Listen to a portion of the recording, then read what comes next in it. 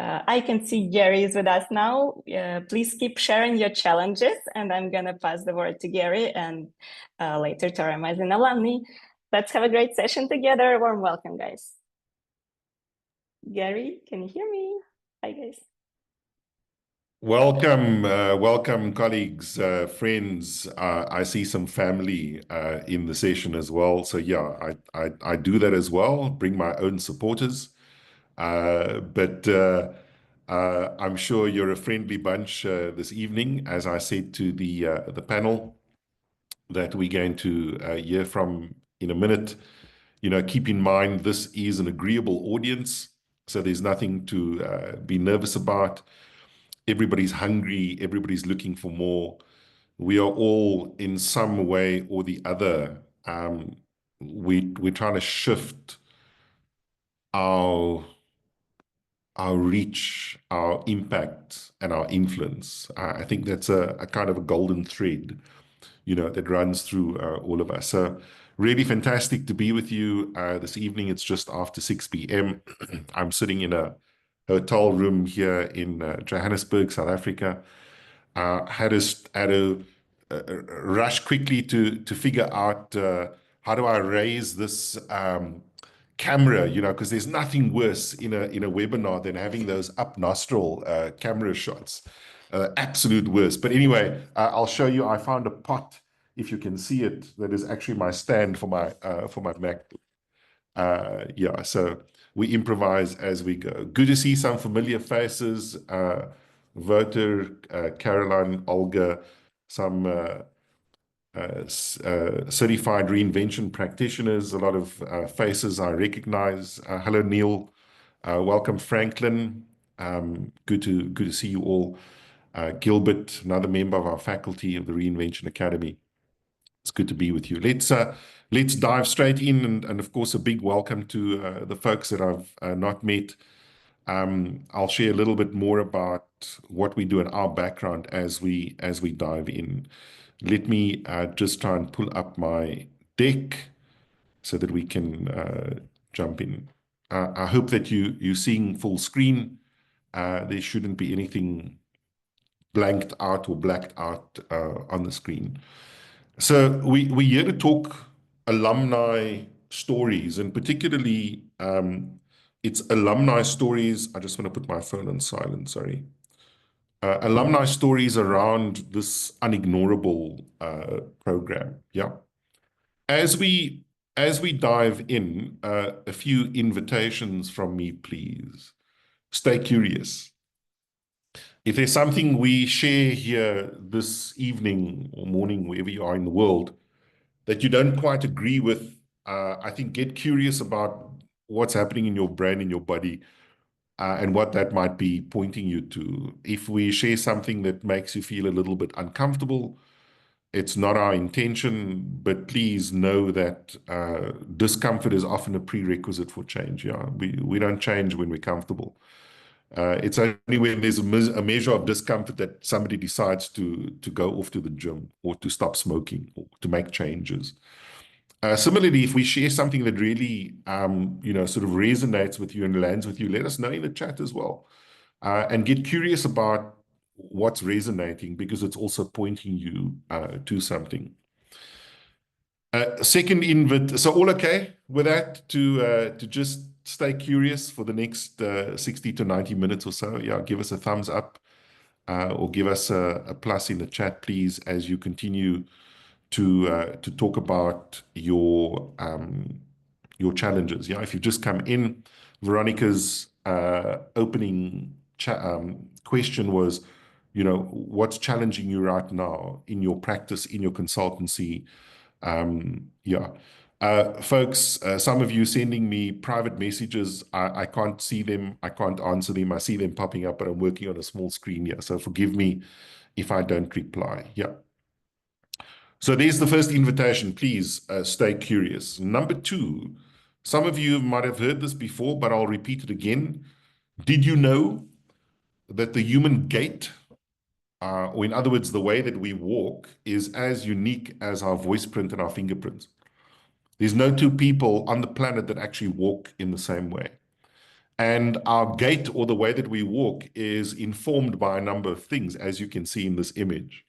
It's informed by the terrain, the weather, our mood, our weight, our health, um, the kind of shoes, the footwear that we're using. And so it's impossible to copy somebody else's footsteps perfectly. If you've ever had the experience, perhaps as a kid or maybe with your own children, of trying to follow somebody's footsteps in the beach sand, it's fun for a little bit, and then after a while it gets a little bit awkward in your hips here and a little bit painful to kind of match those steps perfectly, because we cannot copy somebody else's footsteps perfectly, but we absolutely can learn from the example. What does this have to do with consulting, or whether you're running a consulting practice or a coaching practice? Or indeed, I see some business owners in the session. I see one or two CEOs, so welcome to you too. What does this have to do with how businesses and organizations operate? Well, simply put, we cannot copy perfectly what other systems are doing. We cannot copy perfectly what other organizations, other consultancies are doing. No two organizations or businesses have the same gait. Each business, even if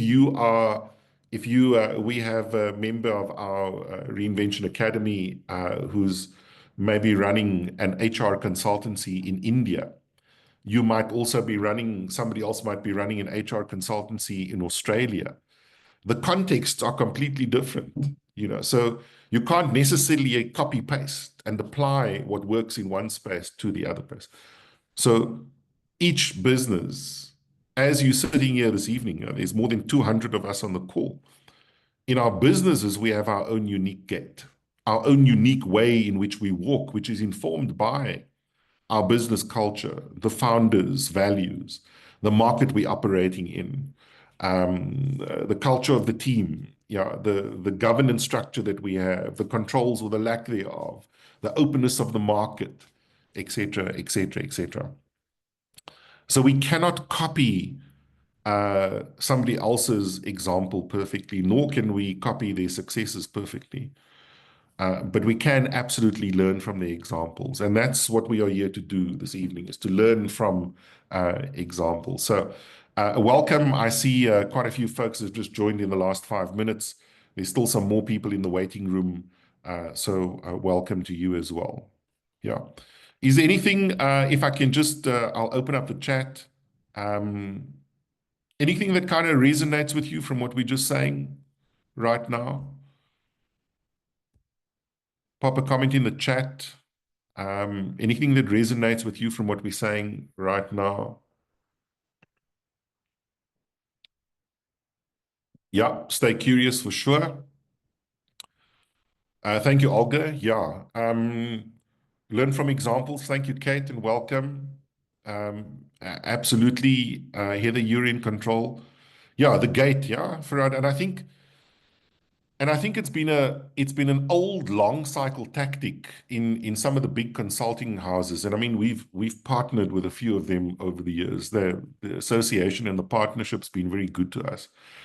But there's an old tactic of copy paste in the big spaces. I think Nadia last week mentioned the horrifying example of sometimes when you get the presentation deck, but the consultant forgot to remove the previous logo. Oh, but how horrific, But some of us can identify with that, and some of us might be guilty of doing that. So, in as much as we say, we build for each unique environment, there's a lot of copy pasting going along. Thank you, Caroline. Yeah, each case is individual, framing the context of the conversation. Beautiful, beautiful, beautiful. Yeah. Thanks, Adelia. Welcome. Rick says, I am here, but my video is disabled. Veronica or somebody else, if you can sort out. Rick, please. Thanks, Neil. Welcome. Yeah, very important to be flexible and agile. Super, fantastic. So those are my two invitations. Stay curious, and remember, we cannot copy what others are doing perfectly, but we can absolutely learn from the examples. So this is just a quick recap from Nadia's session. If you if you missed it, one of the things that she touched on last week, the consulting is one of those sectors that are in crisis. Yeah.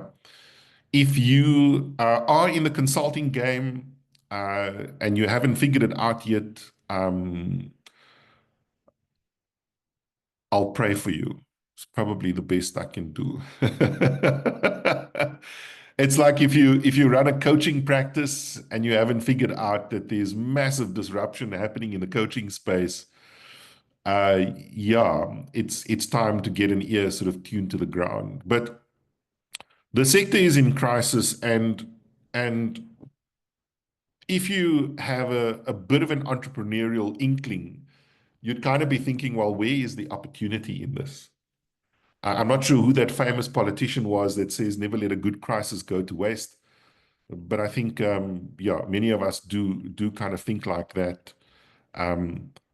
Where's the opportunity? Absolutely, Nancy. Yeah. Crisis often evokes a sense of opportunity. So I've taken, some of you might be familiar with this Future Fit framework. And Veronica, I don't know if you've got that if you can PDF the one I sent yesterday, and if we can actually share it in the chat for folks to download. But in the Reinvention Academy, we have this tool called Future Fit. We use it in the Certified Reinvention Practitioner program, the certification program. And it gives you an opportunity to kind of have a look at the sort of lenses through which you are looking at the world. You know, there's no right or wrong, but often we think of how things were in the past versus either how they are or how they might be in the future. So I've taken our sort of generic Future Fit template, and then what I did was I plotted the three trends that Nadia mentioned last week in the first webinar on this Future Fit template. So the first two are up there. There's a shift from content consulting to process consulting. The shift from off-the-shelf solutions to solutions that are really custom made. And I think the third one is halfway down, the shift from competition to co-opetition. Yeah. So that combination of collaboration and competition. I mean, one example is in our bigger reinvention group, many of us are doing similar work. So we are actually competitors, but we are also doing lots of work and collaborating on projects together. And I think Liesel might touch on that, Farad might touch on that. He's just come back from a gig where he's been collaborating with another certified reinvention practitioner, Bill Starnes, if I'm not mistaken. But I want to pause here for a moment and maybe just check in with you. Is there anything that kind of grabs you here as you just go down the list? Because so I've taken Nadia's three and I've added a couple of the trends that we are noticing as a very smaller niche business reinvention agency. We're seeing it over the last year or two. It's informing how we function and how we operate on current assignments, and it's also informing how we plot and strategize for future opportunity. And so the one I want to mention is this shift from hourly project-based fees to performance-based fees actually linked to results. Now, it's a shift that I'm also noticing in the coaching space.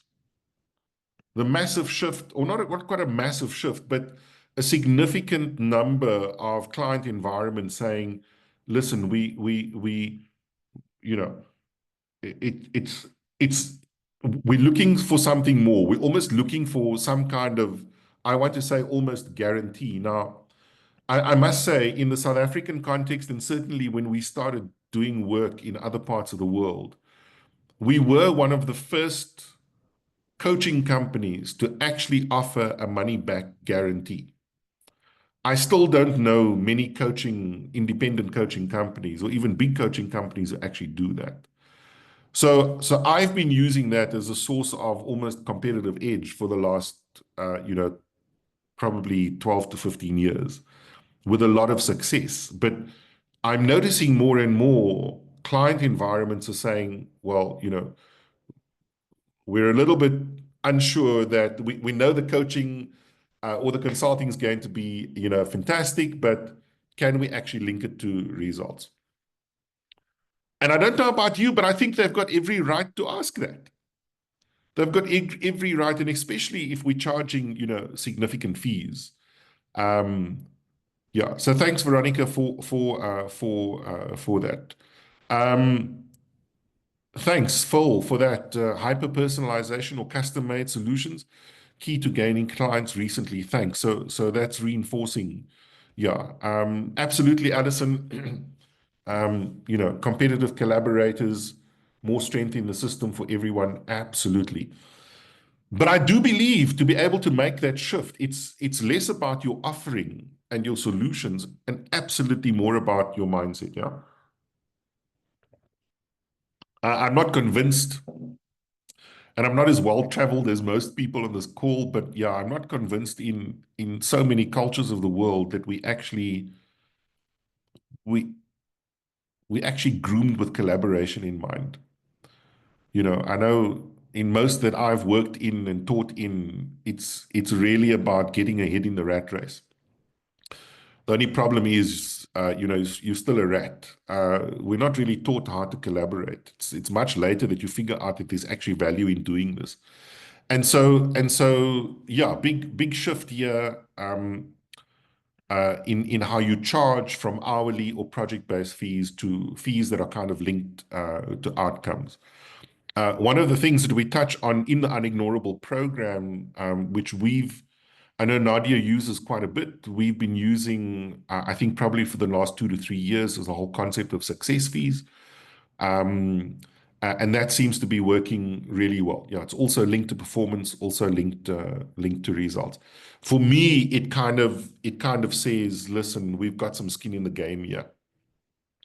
There is a massive upside from a consulting or coaching point of view if you're also able to bring more of that into your pricing.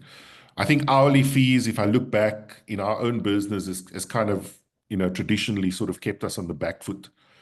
So what happens if the person is sick and they don't show up, or something happens and you can't do that piece of research or data gathering, you can't bill. Whereas if you focused on outcomes or results, it's a very different ballgame. There's also a big shift from being, as consultants, pure information providers. I think Nadia touched on some of this. There's nothing that they're getting from you in terms of info that they can't get from some app or AI or ChatGPT. So there's the shift to, don't just give me information, but can you actually curate the information for it? And can you use that data to then make some, recommendations? This shift from an historical analysis of data, folks, if you're still working with Excel to analyze data, you might have a problem because people are playing more deliberately with AI-powered analytics. And it's not just about analyzing the data, but actually using the data to make some or to do some sort of predictive modeling. Yeah, full-time in office, long hours. You've got to go and sit at the client space and show that you're adding value, sitting there behind that desk and that screen. You've got to be physically present for you to be perceived to add value and justify the hours that you're billing towards this hybrid. I think Farad might talk about, fractional work.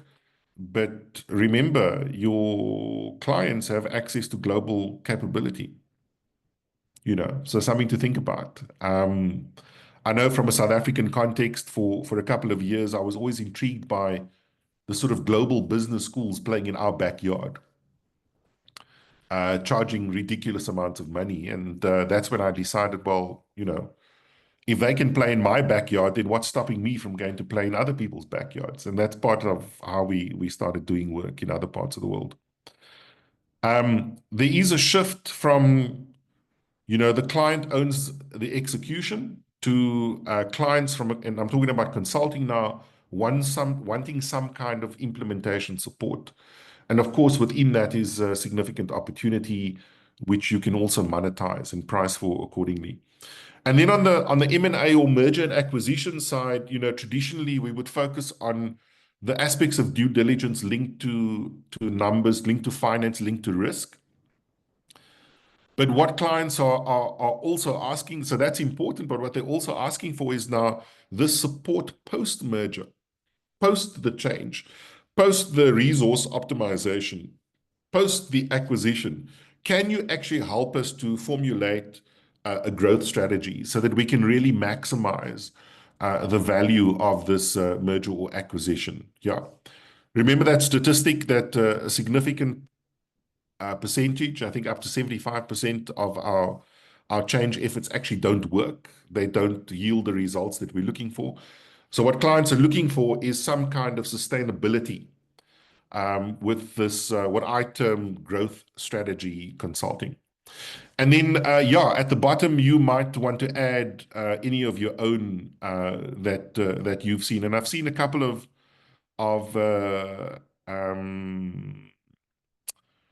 examples of categories that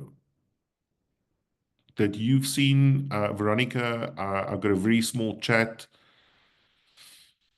Let me just see. I might have missed it.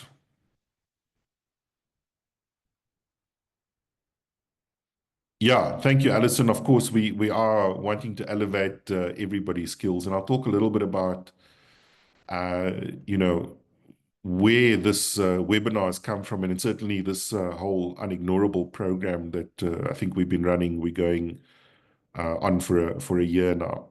Yeah.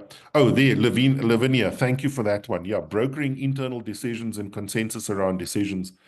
Yeah, so there are some significant shifts, and what I would really encourage you to do is, take this this future for template, sit with it, on your own. Again, kind of mark on the continuum where are you noticing yourself or your practice, your consulting practice. What are you seeing as the shifts in your environment? Again, each gate is unique, so each context matters. I found this to be quite an incredibly useful, exercise. And something that I just thought of this morning, because I love building tools and testing them. And I was with a client today, and I said, listen, I was playing with this thing last night, but I'd really like to get a sense of how is it that you seeing the world? It's a little bit of almost a jobs to be done discussion, but we're actually meeting later for dinner to have a conversation about, can we have a chat over a nice meal and just kind of map, how are you kind of seeing the world? Because that really allows us to stay relevant. Any comments on this? Do you think this is useful? Do you think you could use it somewhere? Might it be valuable as a mirror for yourself? Or perhaps even in conversations with your client systems? Give me a plus if you think it could be. A couple of pluses. Thanks, Neil. Thanks, Virat. Thank you, Adelia, Caroline. Beautiful. How's it, Bomi? Welcome. Yeah, big welcome to the other Saffers on the call. It's really good to be with you. Thanks, Phil. Beautiful. Yeah, useful to structure the business model. And I think, obviously, I mean, this list can go on. You can put in 20 items here, but again, focus on the ones that might be relevant in your environment. And that doesn't mean, that everybody is going to want to shift to performance based fees that's linked to results. You might have client systems that say, listen, no, really what we've budgeted for, is 10 hours or 20 hours, whatever the case may be. Let's kind of stick with that. And that's okay. I think we do have almost a moral responsibility to also train the ecosystems that we are part of as contexts are shifting, as the rate of change is pushing all of us to think differently, to interrogate, to regularly take that shower, as Nadia says. We also have an opportunity to almost come into the conversations with our clients as equal thinking partners. Rather than the superordinate, which means I'm better than you, so there's a little bit of arrogance, or to come in as the subordinate where we make ourselves lesser than them. Nobody's got all the answers here, folks. I can absolutely guarantee that. And so that's why we invite curiosity. And with client systems, I always find it very useful to think of this as a partnership as you sort of co-create and discover. And maybe that's another shift. We're shifting from in the consulting space from being the all-knowing expert to being, the sort of curious discoverer. I think if you are in a space where, you do believe you're the all-knowing expert, I might point to a business that is either in trouble or potentially is going to face some challenges going forward. So here are some themes, and I'm just gonna put them all up and talk a little bit about how we kind of got to these series of webinars. A while back, I had a chat with Nadia and I said, listen, I'm a little bit concerned because, in our own community, I mean, we've got some incredible practitioners around the world in the reinvention community. They're like doing amazing projects with significant impact, really, really good salt of the earth people, decent, good human beings. And they're really great at their craft. They know their tools inside out. They want to make impact. They want it to be sustainable. But I have a big challenge around the sustainability because the more and more people I engage with, there's just some basic fundamentals that are not in place around business. And of course, if we don't have both, in our practices, it becomes a little bit of a challenge. I've been a coach for a number of years, and I know in the coaching community, this is a big challenge. You might have coaches that are incredible coaches, just masters of their craft, but they absolutely suck at business. And that's a problem. Now, unless you have a partner or you outsourcing that component of how you run your operation, what's going to happen is some of the stuff that you're seeing on this slide. A sense that you might be stuck at the starting line, that you always on the back foot from month to month. You're kind of minimizing your offering and your capability and your value add by offering discounts continuously. For me, the thing about discounts is like when you're so desperate to get that work, the other party has got something that you want. And so the minute you're in that relationship where you want something that somebody else has, it makes you manipulable in their hands. And I don't think you ever come out of that. It's challenging to pull out of that space, with a particular client system. You've got to go somewhere else with a new client and try a completely different approach. Because once you do it, they expect it on a continuous basis. And I'm saying and I'm sharing these things with you because I've been there. I think Nadia mentions in her experience too, in 18, 20 years or whatever it may be. She's been there. This year, our consulting practice is 20 years old. I've been through all of these things, yeah. Undervaluing in terms of pricing, and often when I talk to people, they'll say to me, yeah, but what I'm charging is what the market actually allows, when in actual fact, they have no bloody clue what the market is actually charging. And by the way, your market right now is not the geographical area where you happen to be operating. Your market, your competition is the whole world. And so, yeah, I think Nadia mentions this, but I'm going to reiterate this, I can almost guarantee, look, once you've got the hygiene factors in place of setting up your operation, you've got a decent website where people can kind of find you because, it's the first thing people do these days. If you don't have a decent website, at least have a decent presence on LinkedIn with an actual profile picture, not up nostril, and certainly not a selfie. Spend the money, get a decent pic taken, have somebody do the bio for you professionally, get into the habit of posting regularly. Otherwise, you're kind of wasting your time. I'm talking specifically about LinkedIn. Once you've got those kind of basics in place, I find a lot of folks in our associate environment wasting time on some really, really tasks that are not going to add value. Spending significant amount of money on a website. It's not the website that you need. Or spending significant amount of money on the next certification.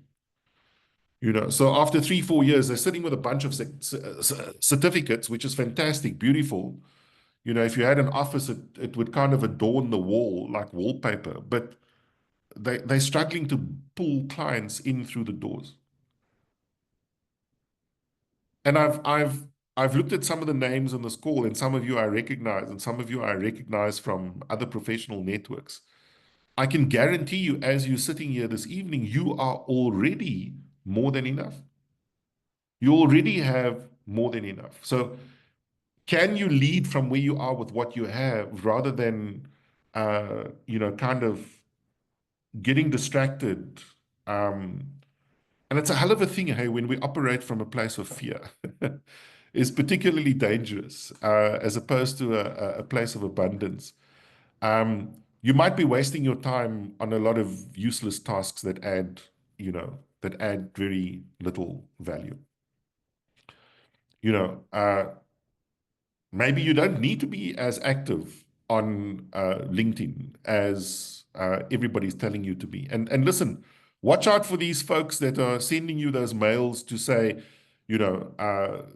sign up for us and we're going to take you to a 6-figure income. Most of the time, they've not demonstrated that for themselves yet. When that happens, you are actually the product. I see Farad laughing because, yeah, we know them, we see them.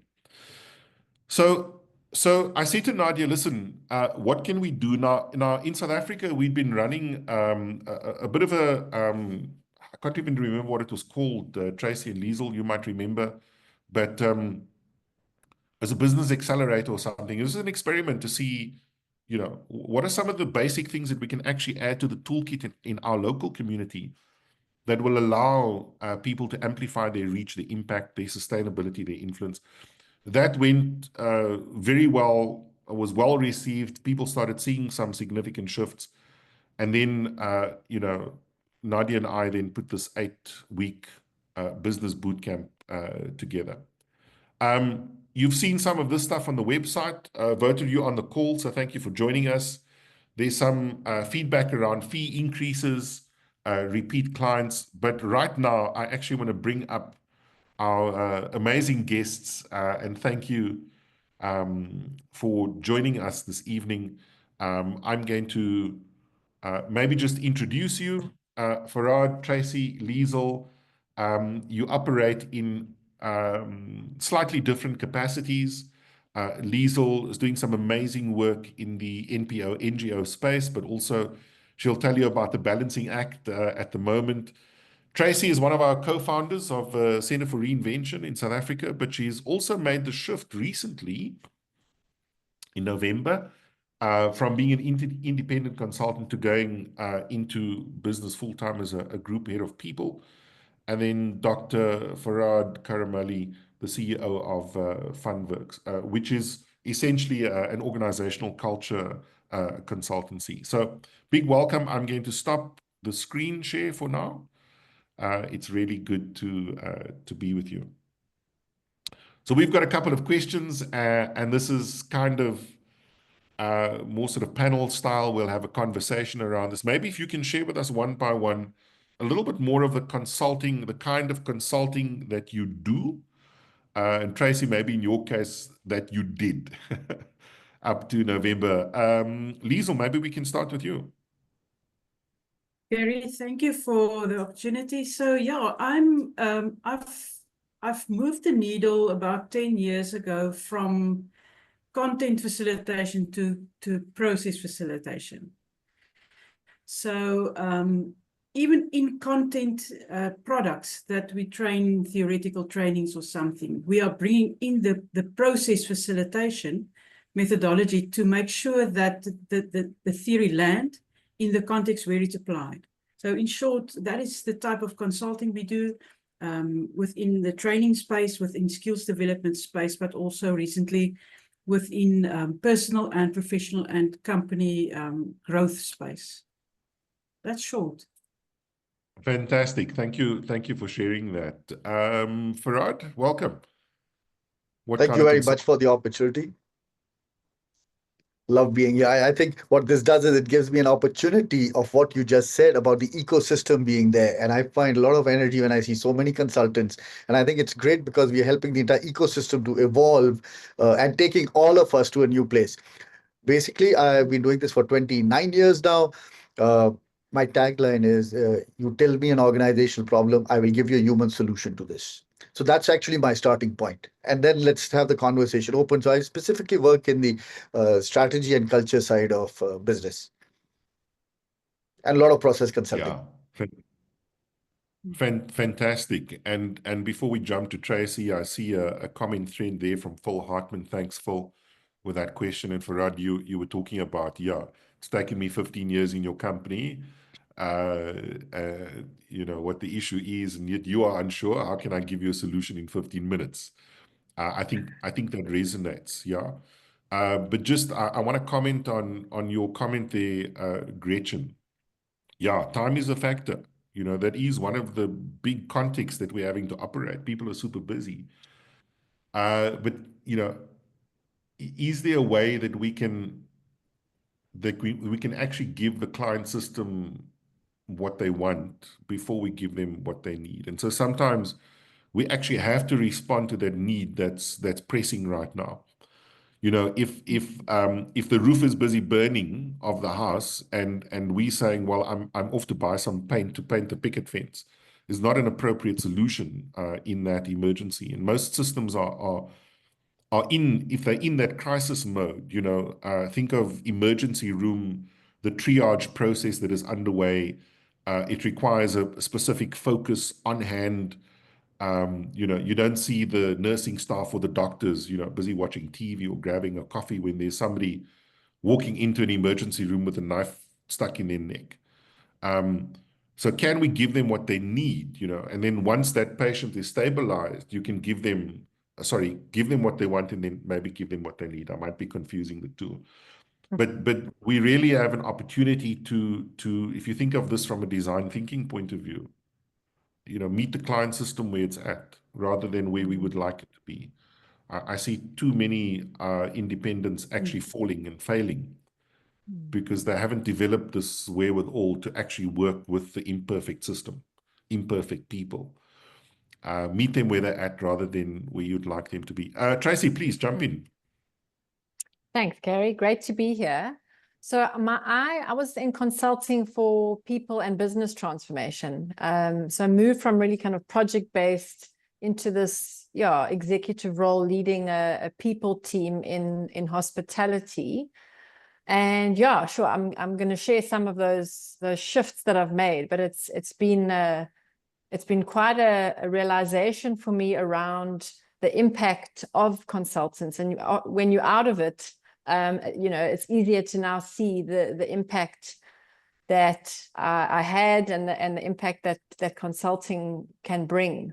There's an independence and almost an ability just to kind of call out what we see in organizations far easier than I feel right now. So yeah, it's been a very, very interesting journey for me, Gary, and yeah, great to be here. Yeah, fantastic. Yeah, and I think is something that we sometimes minimize is the part of the gift that we bring is that independence. You know, when you come into the system, you actually become part of the issue without even realize. Yeah.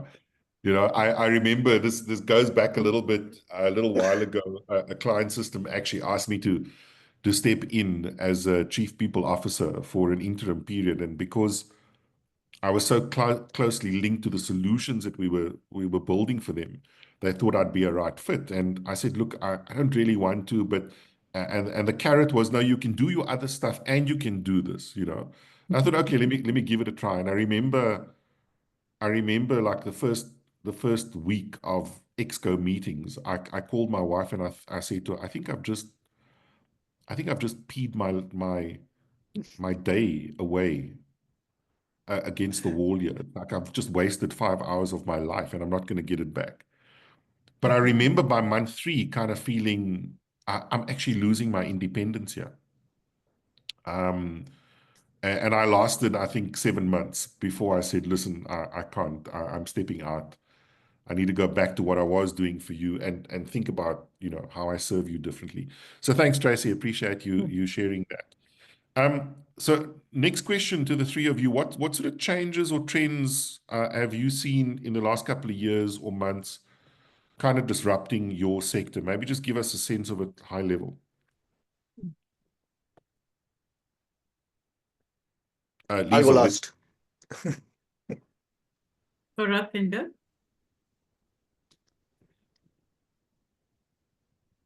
Farad, go for it. Okay, I'll go for it. Okay, I think there are a lot of changes that have happened, and some things are very standard.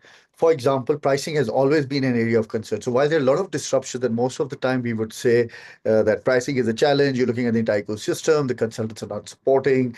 The clients play the clients things. And I think what I've done is deliberately over the last, more so after COVID, redesigned the entire business. So I think it gave us time during COVID to see how we want to position ourselves, not getting into the rat race, because as you very rightly said, eventually you are a rat. So I think being a disruptor in that sense has been something which has been very powerful. So we don't need to copy paste what everybody else in the industry is doing. And as a matter of fact, that was one of my inspirations for joining Unignorable. Primarily because if you're in that same circle, you end up doing the same thing, or you get frustrated by seeing what the others are doing. Unignorable, I think, was very useful to date. Maybe some things didn't make sense at that time because, for example, the fractional director was the first time I heard it in the Unignorable session. Right now, for the past month and a half, I've been working as a fractional director in a company. So, you know, in that sense, So redefining the business.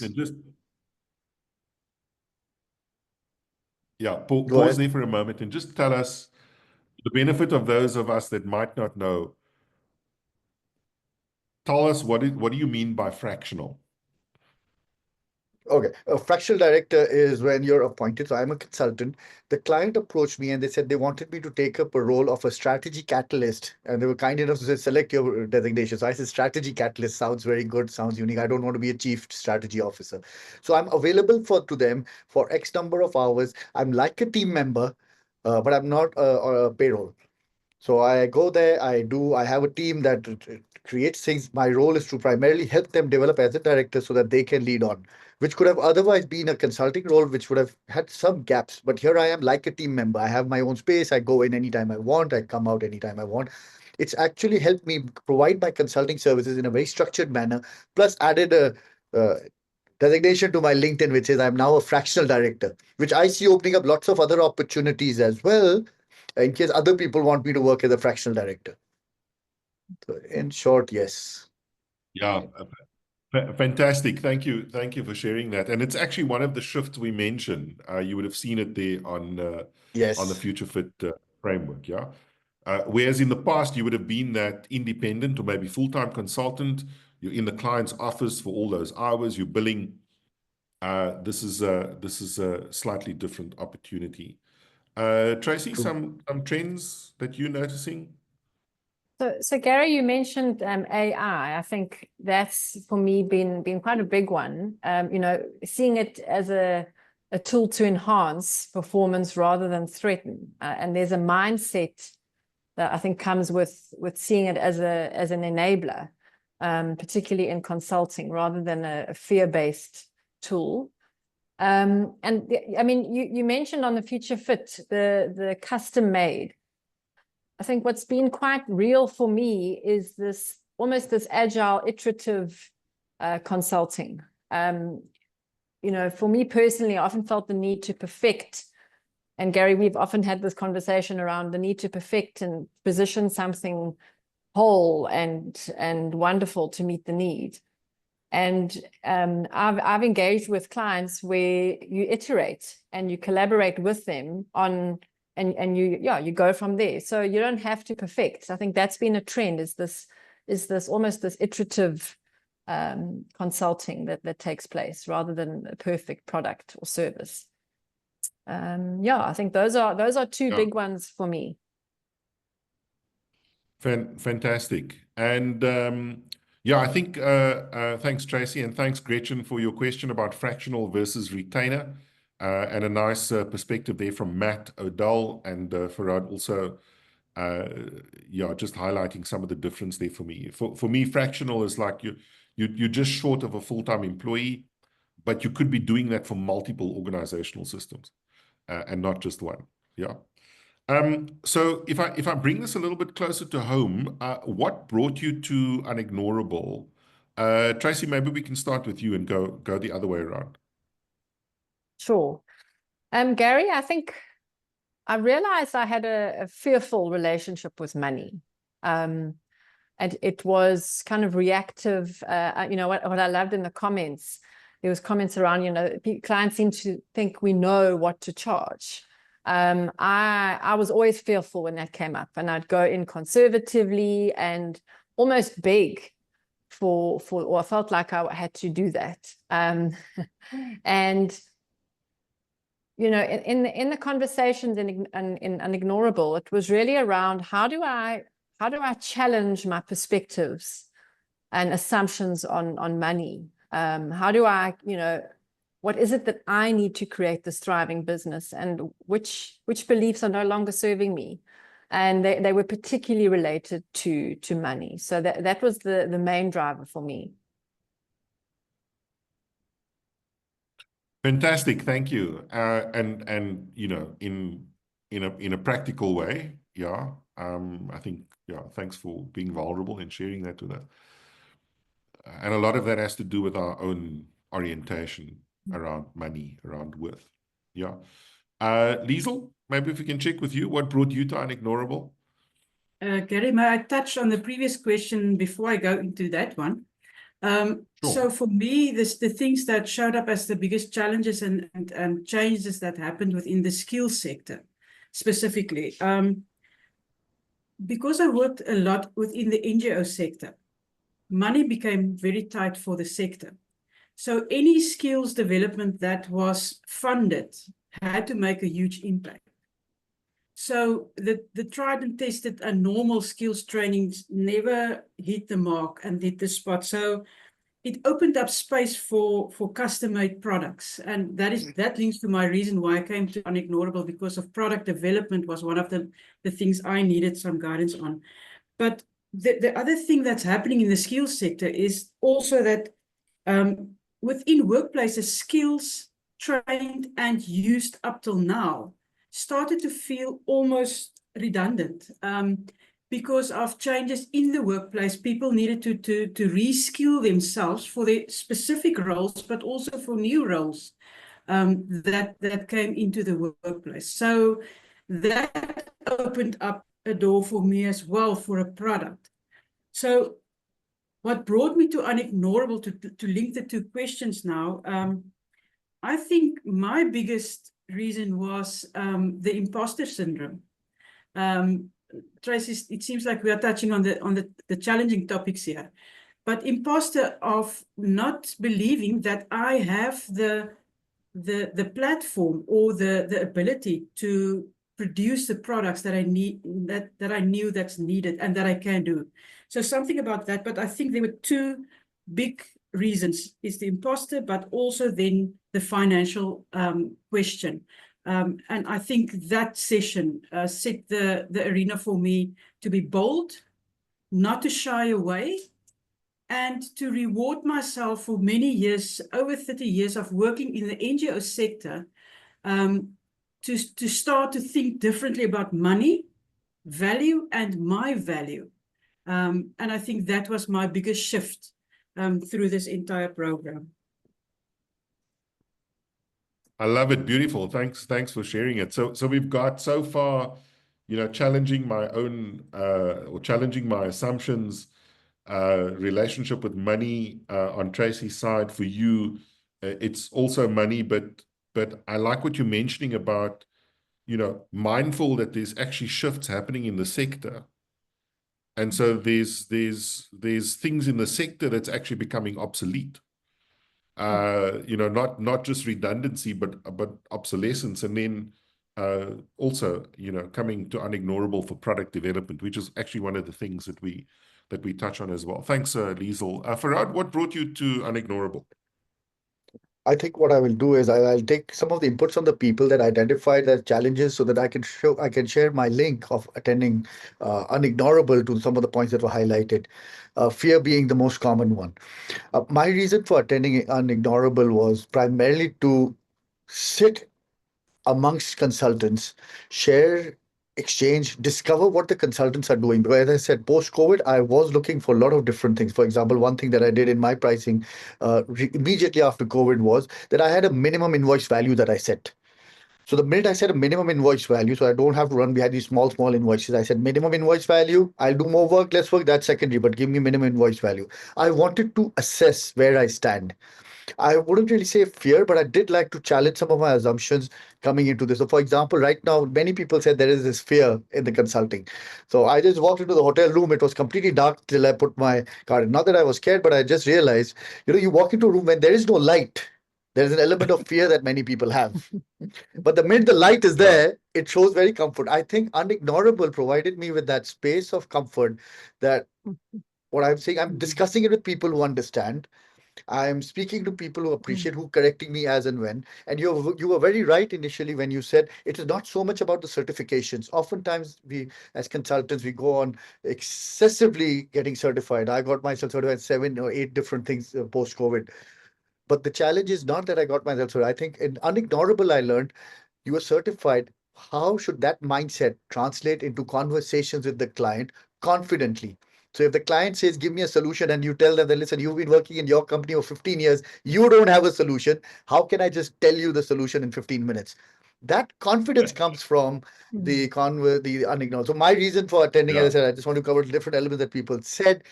My reason was I wanted to be in the company of consultants, be inspired, pick up on the language so I can understand how should this mindset of my product translate to the customer. I think it was amazing. I'm still reaping benefits. Beautiful. Thank you. Yeah, thanks for sharing that. And I love what you're saying, because what you're also conveying is, when you're engaging with a client, it's from a different position of confidence. It's not arrogance. It's real partnership. Yeah.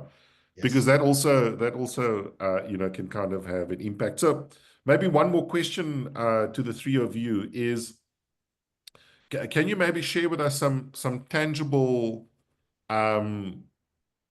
improvements that you've seen? Maybe just one or two, some actual numbers, whether it's new clients, new products, price improvements. I know, Liesl, we've been having stretching conversations long before you jumped into unignorable. But maybe we can start with you, please. Gary, yeah, thank you so much. I think I've looked at the price increases that I've managed to stomach, because it's really a challenge for me to increase price. But after unignorable, I also realized that I'm not communicating the right.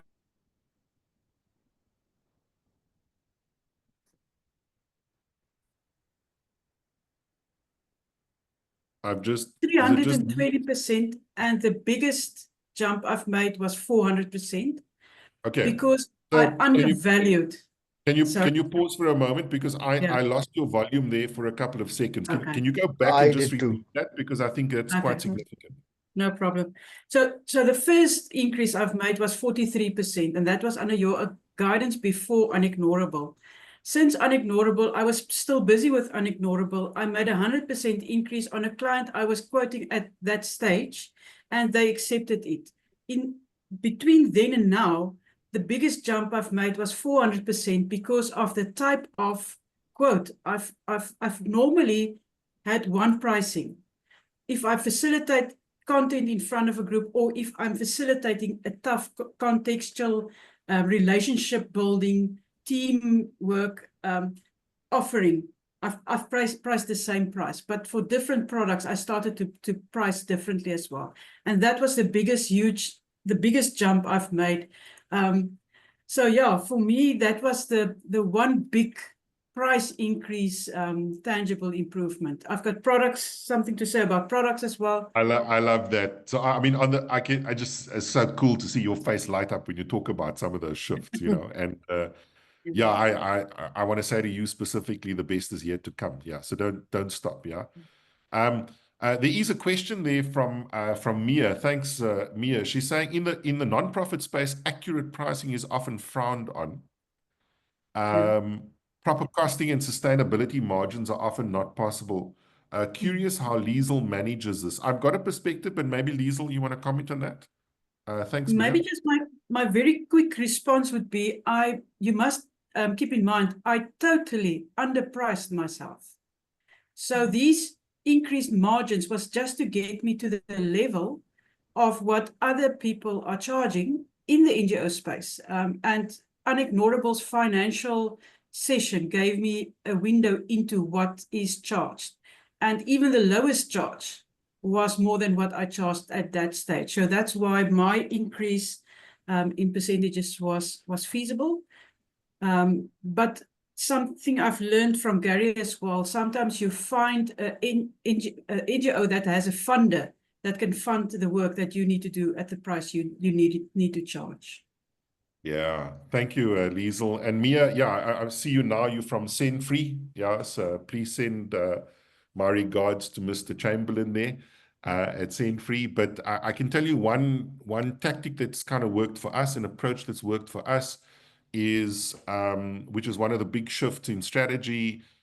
We've kind of adopted it to pricing as well as to work with ranges.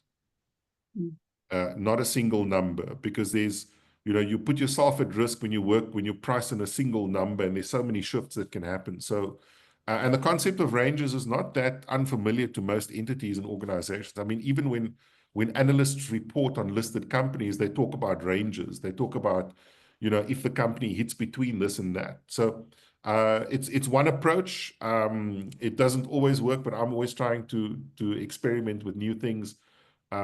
Even in the non-profit space, I do less of that now, but when we do, we always offer a range in the pricing, and obviously you've got to explain the range, yeah? So it gives you a little bit more breathing room rather than being stuck on a single number. Tracy, some tangible improvements or shifts that you've seen? So Gary, I think through Unignorable, I gained the confidence, well, to operate totally independently. I was I suppose lacking confidence and always pulling in other people for a project that required actually just my lead. And it was in a massive top retailer in South Africa. And for a year, I undercharged. And I was quite horrified when I thought, no, I need to, given, what we were seeing in Unignorable and the trends, I thought, okay, I need to go in with a 20% price increase. And I thought it was going to be a hard sell. The conversation literally lasted 1 minute, where the client was like, absolutely, it's long overdue. And I had prepped my whole speech. I had foreseen quite a tough conversation. And in less than a minute, there we were. So, yeah, I think that it definitely gave me the confidence, and I think was instrumental in my journey in gaining confidence to take on a new role, a new portfolio, and negotiate my employment terms at the moment. Yeah, so those are some big ones. I love it. Fantastic. And yeah, it's been fantastic to kind of see you step into that confidence. Yeah. Well done. Farad, some tangible improvements that you've seen as a result of Unignorable? I think multiple. Let me start off with confidence. Now, confidence, many people would say, is not evident, but when you speak and when you're sitting there in front of the client and you're quoting things from the experience that you've gone through in Unignorable, for example, jobs to be done, so simple, so clear, that it helps navigate the conversation in the direction you want. Even at that time, remember, I was opting for a 20% increase, but the fact is I was very dicey about it. I was unsure whether this would happen or it won't happen. But I think attending Unignorable gave again the confidence, the belief that, if the process is done right, if I know how to sell and if I'm speaking like a professional consultant, there is a premium for this. One of the most amazing things that I started doing is the Excel sheet that was provided in terms of pricing to manage your accounts.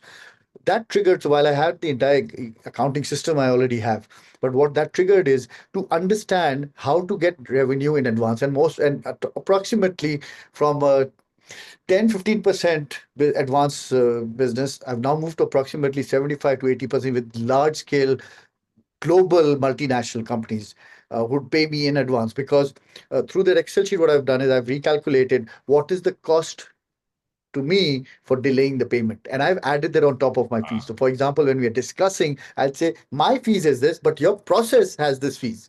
So if you want to pay me after 90 days, this is what it's going to be. That calculation was an assumption, which is no longer an assumption. So now only thing is I need to keep track of the inflation and the interest rates, but it gives me useful. So I'm definitely not underselling. And whatever the actual rate is, I'm charging about 10% over and above. So this is very tangible, has significantly improved the liquidity of my business. Yeah, beautiful. Yeah, and there you see some love from Gretchen coming through on working with delays in paying fees. Yeah, because very often we don't price for that, and we're basically offering credit which we don't kind of price for. So it's Just to time give you an shift idea, our approach and our thinking. Farhad? sorry, I'm cutting you. Just one thing. This happened like last week. The client said, you pay the ticket, get the hotel. So I'm saying the hotel room which the client has paid for, supposed to pay for. He said reimburse, and I charged approximately, okay, I charge the percentage over and above that. So when I charge a percent over, they said, why are you doing that? I said, listen, a reimbursement means I spent, you give me the money. Here, you're technically buying the ticket and the thing for which you are paying so long. So I will have to charge you over and above. And I charge a significant percentage over and above the actual cost. Because and that the confidence, I think, came from the Unignorable days. I'm a consultant. I am there as a partner. If you are giving me reimbursement, you pay me within 15 days. But if you want to pay me after 90 days, you're just buying that entire service and you have to pay for that. So that was great. Thank you. Yeah, beautiful. I love the example, and I see some comments coming through like Gretchen. Yeah, offering a range of pricing options. In sales, we call it an alternate closing method. Do you want this or do you want that? So, if you're offering three, fantastic. I see Phil supporting that with his approach as well. Thanks for sharing that, Phil and Gretchen. I prefer to work with two. There's differing views on kind of how many options does the brain like, but it's around the principle of decision fatigue if we give them too many options. But normally this sort of alternate close works. An alternate close could be, hey Donna, I'm saying Donna Miller because your name is on my screen here. So hey Donna, do you want to meet tomorrow at 10 or do you want to meet on Friday at 11? That's an alternate close. And if you use the same approach in your pricing, more often you're able to close. Fantastic. Maybe one or two other improvements you've seen. Liesl, you wanted to mention product?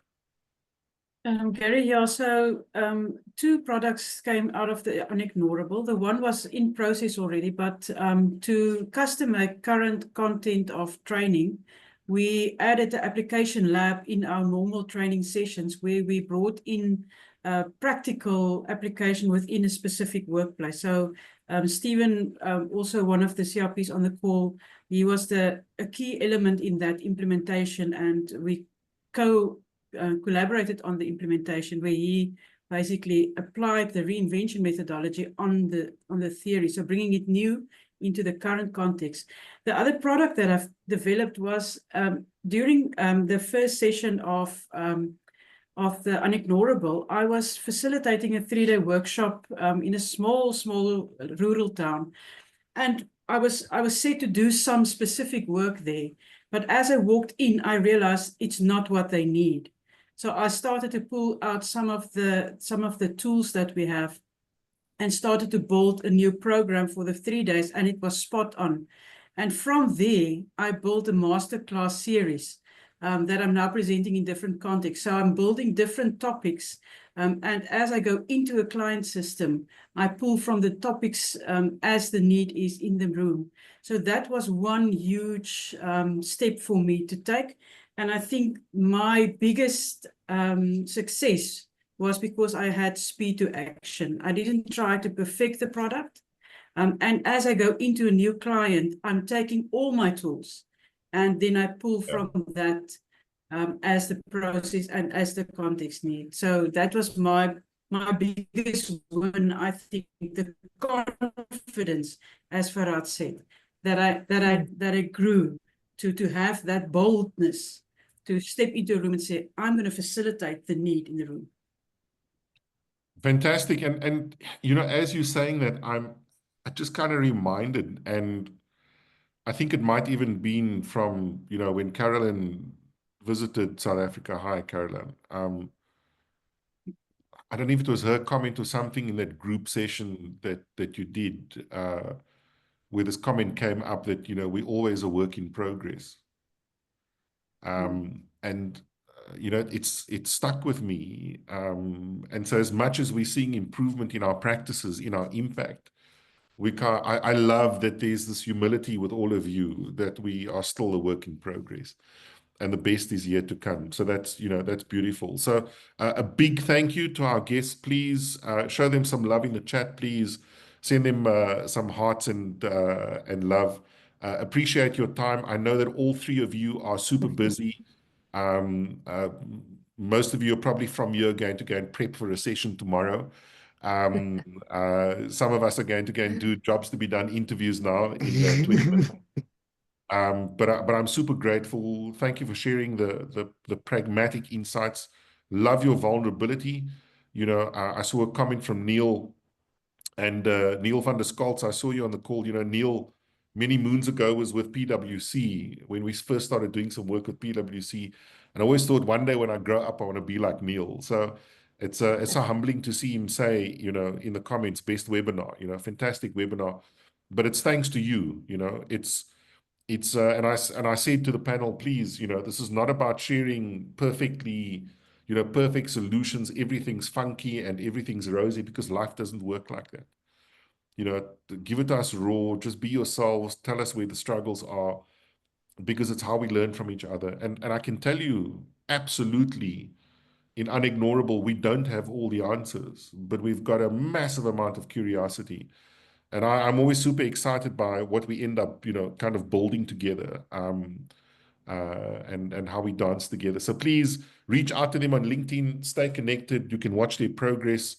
I want to bring up as, you know, just the deck again as we sort of move towards conclusion. Somebody wanted to say something? Sorry, I interrupted.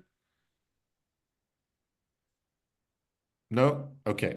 Fantastic. So thanks to our guests again. So just a reminder, if you've not seen this, what do you get in the Unignorable experience or process? You know, here's a system to reinvent and scale your business. Some of these themes, if you were in the first session, you would have seen Nadia touching on, but we really want to help you to kind of AI-proof your consulting agency, your coaching business. We look at revenue models, and what are some of those pragmatic steps that can allow you to kind of reposition yourself as a premium consultant. You become part of a private community that also, in some cases, leads to client opportunities, and we see quite a number of our alumni. It's the same in the reinvention community, actually doing paid gigs together. I think one of the biggest benefits for me is this 8-week process is we try not to, you know, so week 1, we'll deliver content or principle.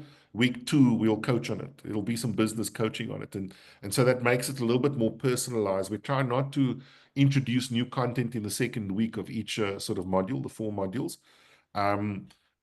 Because yeah, we can also, I think there's a limit to how much we can kind of take in. Yeah. You'll get the tools and templates that, you know, kind of done for you tools like cash flows, pricing benchmarks, positioning templates. This cash flow thing, which is a basic business fundamental, it's quite scary how many people actually don't have it. But fear not. Many of us have been in the same position, and we'll share, how to do it, how to work on attracting clients, and of course, this AI consulting playbook. This is run by Nadia and I. If you've checked us out, you've seen some of the spaces we've played in. I'm also very excited that we're joined by Sally Acton from South Africa, who's been added to the Unignorable faculty. And Sally is the CEO at Talk Solutions, which is an employee experience a business. She's very experienced. She's got the scars from being in the game, from being in the trenches, and so she will be leading parts of the program with us. We're quite raw in this process. We're quite vulnerable. I think probably the most vulnerable part of the 8-week journey is when we talk pricing. We share with you where we've come from on our own pricing journey, where we currently and where we're going. And that's normally quite an eye-opener when we also start looking at data. When you start talking about benchmarking yourself, we've got some data to look at, kind of different regions. And it's actually quite frightening to see what other people might be charging and you are not charging. There is an opportunity. There's many people in the call that are part of this movement. We've just pushed over touching 1 million people, but we are aiming to reach 1 billion. This is the mission. Yeah, I want to just add, if you look at the pricing for Unignorable, you'll see we're not here to make money, but we want the collective to rise. Our work matters. It doesn't matter what field you're consulting or coaching in. That sense of partnership, of helping a system to maximize its impact, its reach, its influence. When you're coaching, of partnering with people to kind of step into greater professional and personal impact is significant in the world. And if you've ever been the recipient of great coaching, you'll know exactly what I'm talking about. But we cannot do that work. We cannot do that work if we're operating from the back foot. We cannot do that work from a place of fear. We cannot do that work sustainably if we're always second guessing ourselves. We certainly cannot do that work sustainably if we're undercharging. So, yeah, if you believe, if you sign up in the next 48 hours, there's this value add, the AI Tools Masterclass. It will be a live hands-on experience. I think this is very topical. I'm certainly looking forward to this, and this is going to be run by somebody from our team. So yeah, you get lifetime access to all the replays, so you don't lose it. We'll give you the step-by-step exercises. It's a live community. We are active on Telegram. We share our projects. We get feedback in real time. Sometimes somebody might say, listen, I'm about to step into a client engagement. I'm thinking about this. What do you think? Or I'm missing this template. Can you help me? And normally the community responds fairly quickly. We'll connect you in this experience with an accountability buddy that really just helps you stay on track. And the research around this, when you write down the goal, when you speak it, when you say it, when you share it, and when you work with an accountability buddy, the probability of you actually achieving the goal jumps up to over 85%. So I'm very excited that that is part of our process. From a value point of view, I might be a little bit biased. I think this is really good value for money. There's a one-time payment of 790 US, or if you want to opt for 2 monthly payments, this gives you the 8-week live sessions. We kick off next week at the same time. We start on Monday, the 24th of Feb. Recordings are available. You get lifetime access to the sessions. We're covering 4 modules. Module 1, we dig into finance. Module 2, we go into product specifically. Some of you might be familiar with the Jobs to be Done framework, others might not be, but we bring 1 or 2 tools there that can help you with product refinement and development, so that you can actually reinvent your offers. We talk quite a bit about pricing. It's quite a significant part of the process.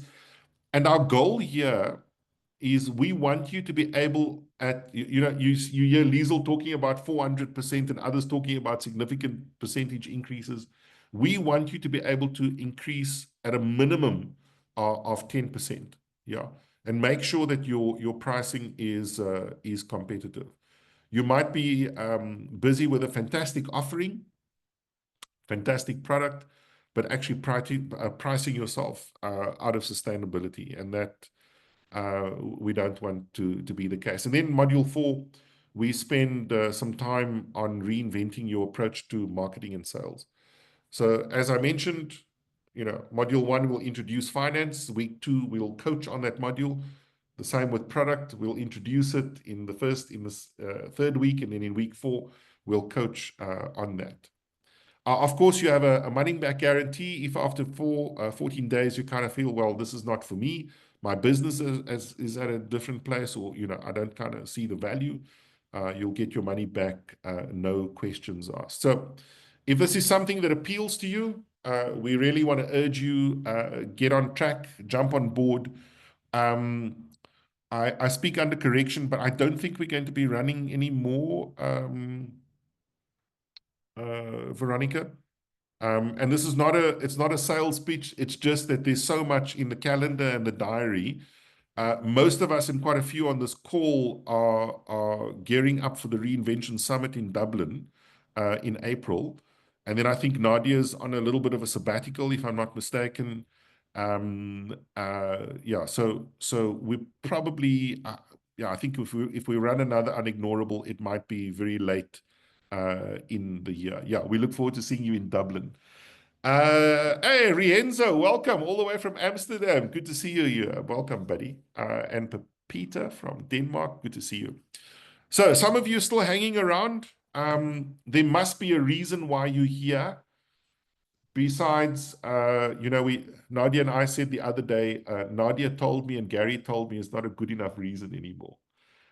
If there are any questions, I see some of the panelists are still on the call. Maybe here's your opportunity to just pop us a question in the chat, or if you actually just want to unmute, I'm not sure if that's possible, Veronica, you can just unmute and give us the question.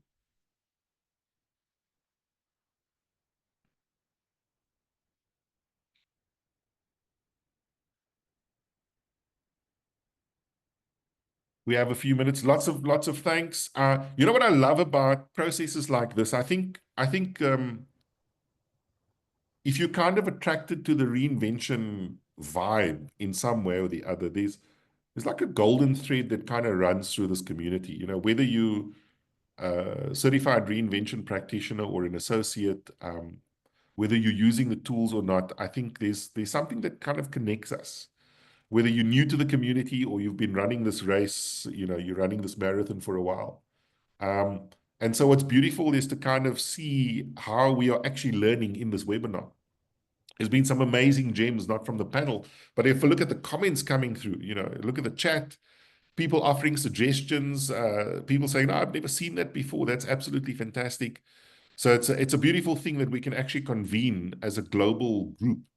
And if you are joining us for the first time, may I just say, welcome to the family.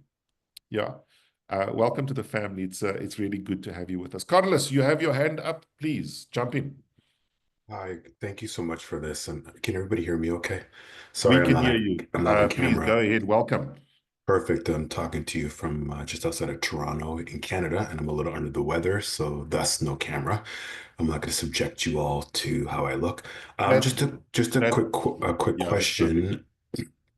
I'm a very small consulting firm, 2-person, very small, and just I guess for my question, I want to take everyone's time here. Just the program seems interesting to me and seems like it can really benefit us. But I do have some maybe more personalized questions I may ask. Is there a venue or a person I can contact to maybe ask some specific questions? I promise you they're not too difficult. They're probably incredibly dumb questions, but for me, it would probably make me and my business partner and my partner in life a little more comfortable before we move forward, just to make sure we're the right fit for you all. So thank you. Absolutely. Yeah. I think the and thank Carlos, thank you for raising that. It's certainly not a dumb question. Veronica can maybe just pop her email in the chat. So if you have a question, specific question, you can reach out to her. She's happy to answer that. In terms of size, I mean, Tracy was one person. Liesel's team is fairly small, and so is Farhad's team. In our consultancy, we essentially 3 people, but our associate pool is close to 30. Mostly sitting here in South Africa and others sitting in other parts of the world. But the question about fit is important. So timing, where you are in the journey, is important. I think one thing, and it's maybe linked so thanks, Carlos. Please send the question through to Veronica. She'll be happy to answer that. Mandisa, welcome. Wondering if Unignorable is viable if one is in the process of reinventing themselves. Absolutely. However, I do want to add that it's probably going to help you if there's already a client base that you're working with. So it doesn't have to be a huge client base, but it's probably going to help you if there's already 1 or 2 clients that you're already working with. Now, having said that, we've had some incredible experiences from people that have come through the last 2 cohorts. And remember, this experience is still relatively new for us in the academy. And I'm trying to think of exact numbers, but Veronica, I can't. But there were people who were also employed full-time in corporates. And so they stepped into Unignorable with a mindset of, well, how do I, as the internal consultant to the organization, how do I amplify my value add? How do I increase, my relevance, my offering, my sustainability? And that was an interesting journey for me to kind of, see unfold for them. And they left with tremendous value. You can see some of that report on impact on the website as well. So I hope that is answering the question. Thank you, Donna. Good to have you with us. Appreciate the feedback. Any more questions? Thank you, Claudia. Just signed up. Fantastic. Good to have you with us. It's going to be a blast. That we can absolutely guarantee. I think the issue of pricing, I've noticed over the years, particularly in the coaching community, and then those coaches who end up consulting, for some reason we develop, and I say we because I've been part of that journey. We kind of develop some kind of relationship with money that is either riddled in guilt or shame or something like that, linked to that. And so we struggle with asking for what we want. We struggle with asking for what we're worth.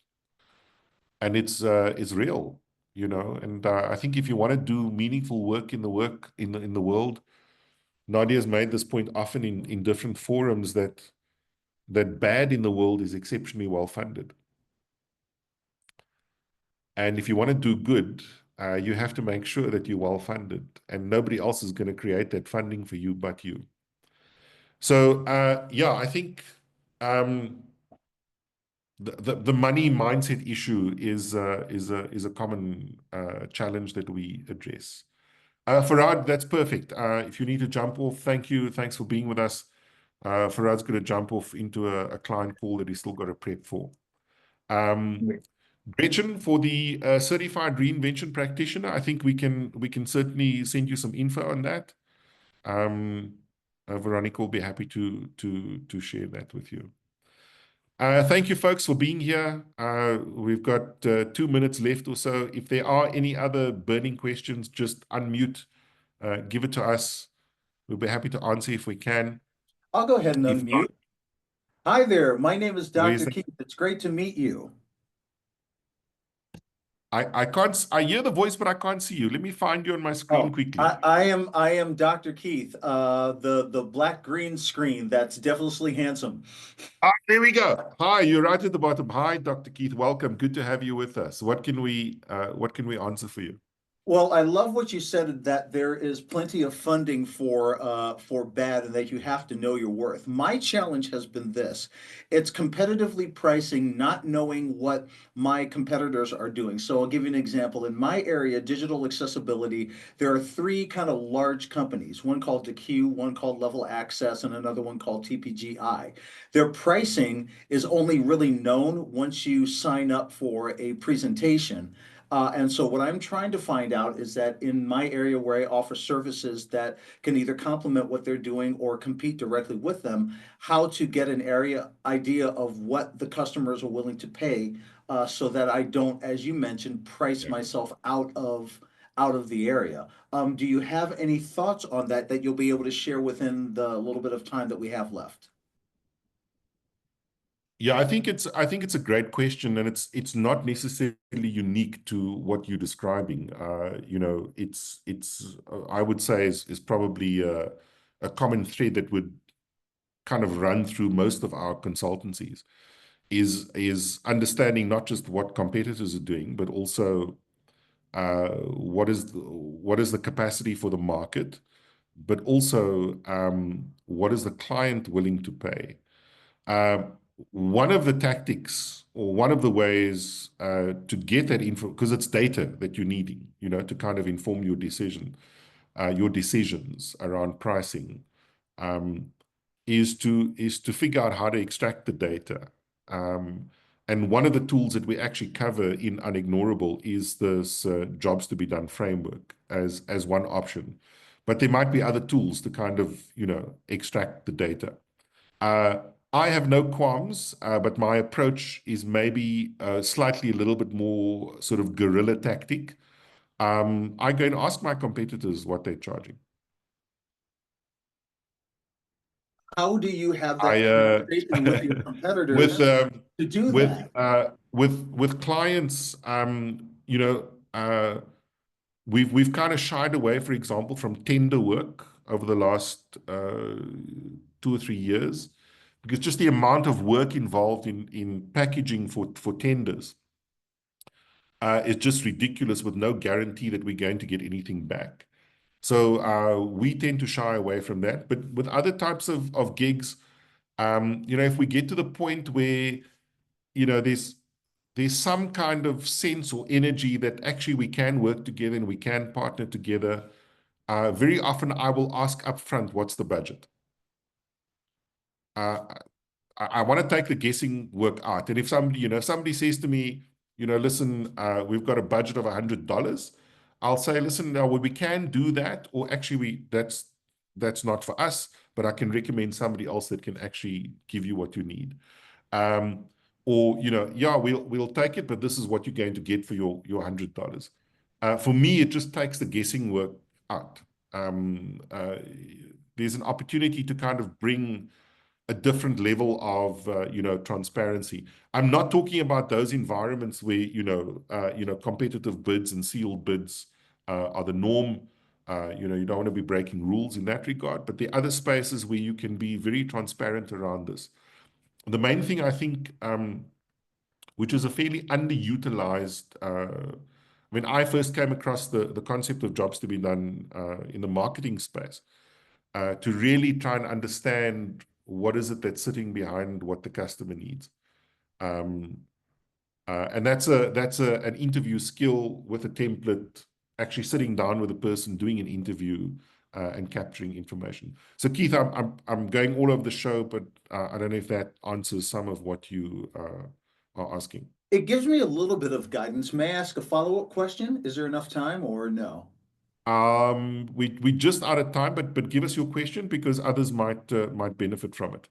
So what would be the answer to the client? This is one I often get when I ask, well, what's your budget? They say, well, we really don't have a budget in mind. You know, we'd kind of like to know what you would charge us for this service.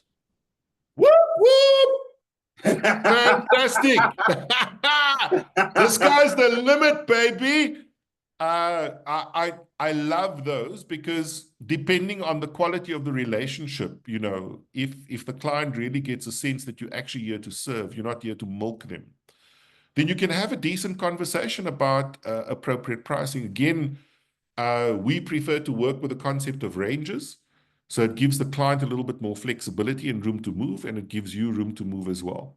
And then say, you know, listen, this is where I think you, you know, for what you're needing, this is more or less what it's going to cost you. But if you want a couple of add-ons, this is what it's going to cost you. And then you leave it with them. Generally, for me, I want to stay non-attached to the outcome. So if they choose to go with somebody else, that's absolutely fantastic. You know, we like to celebrate that. But generally, they'll come back to us if they feel, you know, there's some relevance in the pricing and it's not, you know, not something that is ridiculous. Thank you for your answer. I appreciate it. Yeah, pleasure. And thanks for the question because, yeah, we can all learn from that. Okay, folks, we are 4 minutes over. I'm late for a Jobs to be Done dinner interview. It's really good to be with you. Thank you all for connecting. Again, we kind of here because I think we all want more. We want more impact, more relevance, more meaning, more sustainability. You know, you want to do good in the world. We need to be able to sustain ourselves. And a lot of that starts with our mindset. It starts with our practices around business. So, yeah, if there's something here resonating for you, if you've got more questions, reach out to Veronica, please.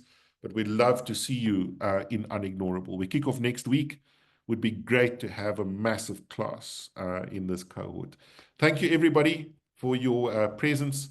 Have a fantastic day or evening wherever you may be in the world. And remember, please, under no circumstances are you to take a laxative and a sleeping pill on the same night. A very good night.